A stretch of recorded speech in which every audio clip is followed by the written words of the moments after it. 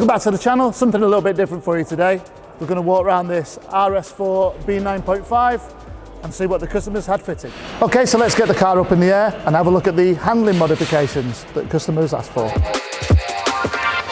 Okay, as you can see, we've got the wheel off. Let's have a little look and see what he's chosen for these handling upgrades. Firstly, of course, first thing I can see is he's opted for the H&R monotube coilover kit, which is a fantastic upgrade.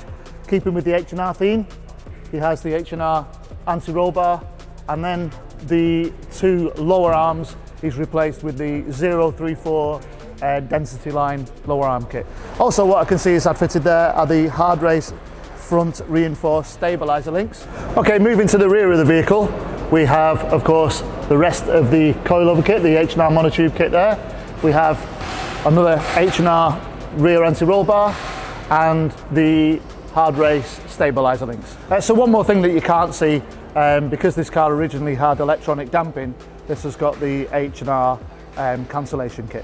Okay, before we put the car back on the ground, it's just a good thing to point out that this car has actually come to us with a Miltech exhaust fitted, another fantastic upgrade for these. Sounds absolutely fantastic. Wasn't fitted today, but it's certainly worth noticing.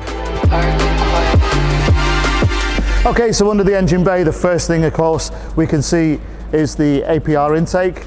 Again, the car came here previously fitted with that fantastic intake, great for performance and sounds amazing.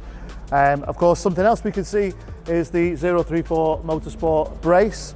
Again, that will tighten up some handling being a theme of his visit to Awesome.